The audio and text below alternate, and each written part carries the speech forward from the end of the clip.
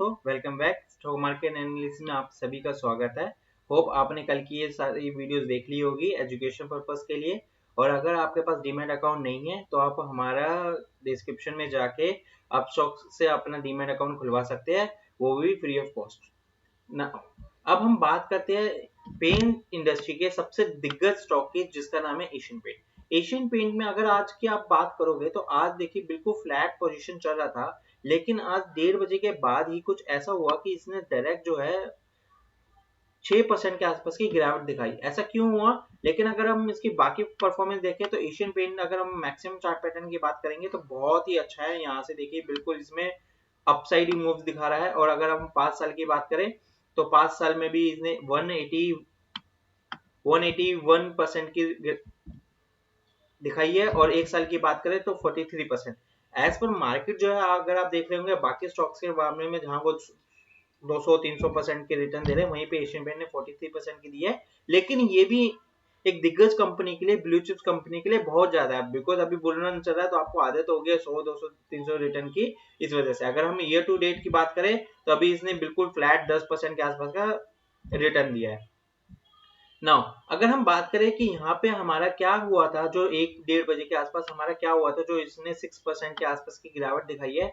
तो अगर आप इसकी बीएससी की वेबसाइट पे जाओगे और एशियन पेंट में चेक करोगे तो यहाँ पे फाइनेंशियल रिजल्ट जो है, वो क्वार्टरली फाइनेंशियल रिजल्ट अपलोड हुए थे 1:00 के आसपास। ओके, तो 1:30 जब फाइनेंशियल रिजल्ट अपलोड हुए, उसके बाद अगर हम फाइनेंशियल रिजल्ट की बात करें तो यहाँ पे आप देख रहे होंगे,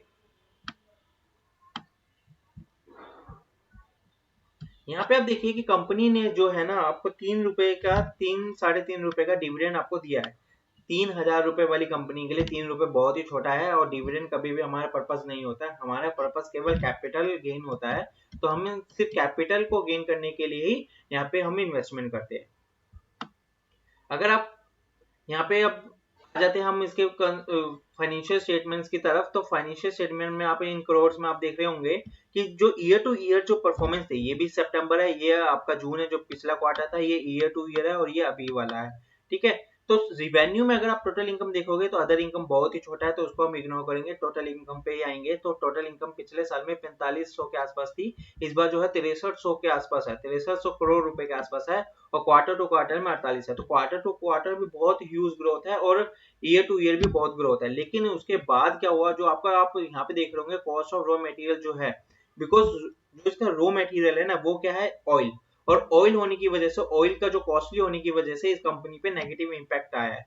तो आप यहाँ पे देख रहे होंगे पहले जो 2,000 करोड़ था, फिर ये 3,000 हुआ, अब सीधा 4,000 हो गया।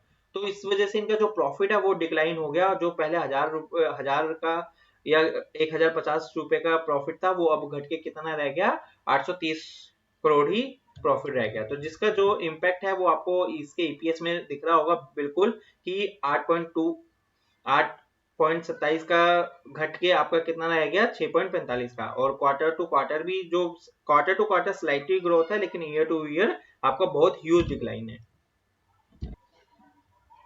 अब अगर हम पेंट इंडस्ट्री की बात करें तो पेंट इंडस्ट्री में जो दिग्गज कंपनी एशियन पेंट का, अगर आप मार्केट कैपिटलाइजेशन देखोगे तो वो 2088 करोड़ रुपीस का है। उसके सामने जो बर्जर पेंट है वो उसकी आधी भी नहीं है इस वक्त। और जैसे ही इसमें प्रॉफिट बुकिंग हुई, वैसे ही सभी पेंट इंडस्ट्री में प्रॉफिट बुकिंग होगी, बिकॉज जब एशियन पेंट जैसी दिग्गज कंपनी अपने प्रॉफिट नहीं अच्छे से दिखा पा रही है, तो बाकी कंपनी का जो एक्सपेक्टेशन होता है वो ऑलरेडी प्रॉफिट बुकिंग तभी से चालू हो जाता है। जैसे इसलिए जब टीसीएस में भी, जब जो एज पर मार्केट कैपिटलाइजेशन सबसे दिग्गज कंपनी है और उसने अपने जो रिजल्ट है वो एज पर मार्केट एक्सपेक्टेशन नहीं शो करे, तो बाकी शेयर्स में भी, बाकी आपकी आईटी कंपनीज में भी प्रॉफिट बुक होने लग गया।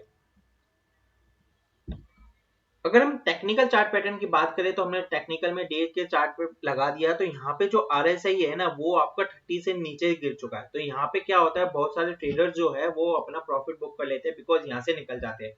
जब भी आरएसआई 30 से नीचे चला जाए, बहुत सारे ट्रेडर्स, शॉर्ट टर्म ट्रेडर्स जो है वो एग्जिट कर लेते हैं। लेकिन हम लॉन्ग टर्म ट्रेडर्स है, हम लॉन्ग टर्म इन्वेस्टर है, तो इन्वेस्टर के लिए बिल्कुल भी घबराने की जरूरत नहीं है। बिकॉज जैसे अगर आप एशियन पेंट का यहाँ पे मैक्सिमम चार्ट पैटर्न देखोगे, हाँ थोड़ा टाइम लगेगा, थोड़ा आपको पेशेंस रखना पड़ेगा, लेकिन यहाँ पे एक टाइम पे ये 10 रुपए का स्टॉक था, और आज देखते देखते देखते देखते ये 3,000 रुपए का स्टॉक है।